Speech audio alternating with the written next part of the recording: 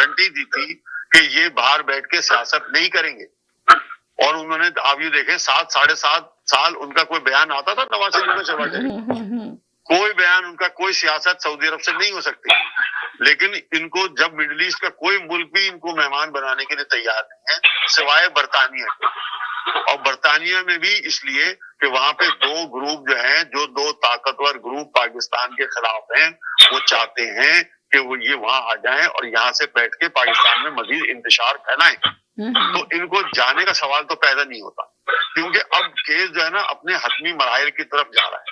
فوج اپنے حصے کے لوگوں کو پکڑ چکی ہے اور دوسرے حصے کے لوگوں کی گرفتاریاں اب شروع ہو گئی۔ جو لوگ یہ کہتے تھے کہ بیانات دینے کے بعد ان کے وہ صاف و شفاف ہو گئے اور ڈرائی کلیننگ میں سے نکل کے آئے گئے، اب آپ یہ دیکھیے گا کہ ایک ایک کر کے کس طریقے سے لوگوں کی گرفتاریاں، اتنا آسان نہیں ہے کہ فوج نے اپنے حصے کے لوگوں کو سزائیں دے دی، بریگیڈیئر اور جرنیل اور ریٹائرڈ اور حاضر سروس تک کے لوگ، ابھی جو تازہ گرفتاریاں ہوئی ہیں اس میں حاضر سروس بھی گرفتار ہوئے ہیں، تو اتنا آسان نہیں ہے۔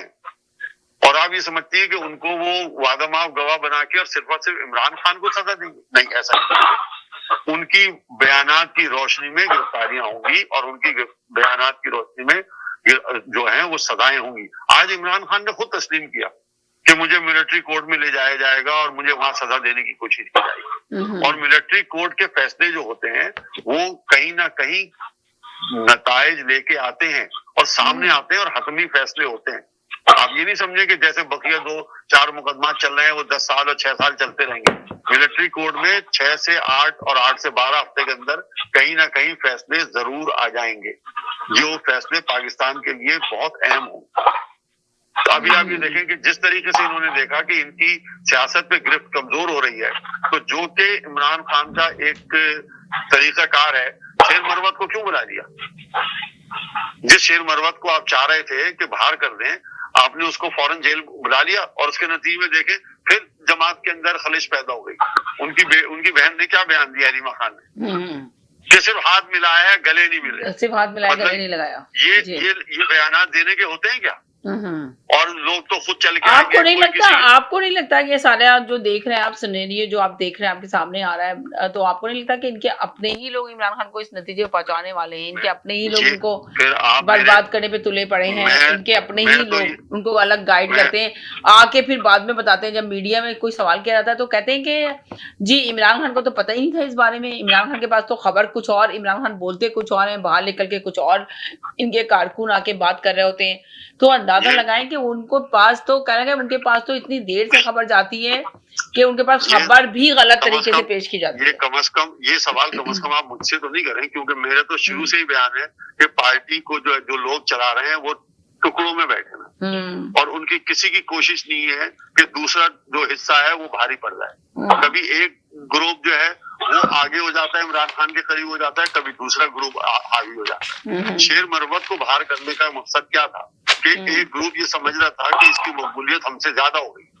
اس نے کسی نہ کسی طریقے سے عمران خان کو کہلا کے جب اس کو ایک نکلوا دیا ایک گروپ نے، تو فوراً چیئرمین نے کیا کہا، نہیں جی ان کی جو لیٹر نکلا ہے وہ غلط نکلا، تو اس کا مطلب ہے پارٹی چیئرمین اور جنرل سیکرٹری میں 2 گروپ چلے ہوئے ہیں نا، یعنی کہ بیرسٹر گوہر اور عمر ایوب کے اندر ایک گروپ الگ الگ بنا ہوا ہے، اور ایک گروپ وہ ہے جو شہریار آفریدی، علی محمد اور وہ آپ کا زرتاج، اس طریقے کا وہ گروپ ہے، اور چوتھا گروپ شیر مروت خود ہے، اور اس کے ساتھ ان کی بہن بھی ایک گروپ لے کے بیٹھی ہوئی علیمہ خان۔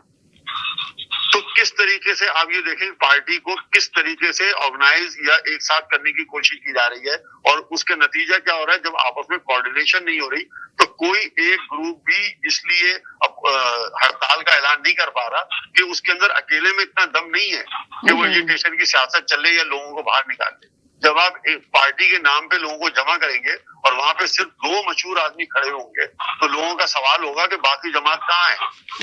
تو باقی جماعت کے رہنما تو اسٹیج پہ آنے کے لیے تیار ہی نہیں ہے، وہ اس لیے کہ اگر وہ اسٹیج پر آ گئے شیر مروت کے بلاوے پہ تو اس کا مطلب ہے شیر مروت کی طاقت ظاہر ہو گئی۔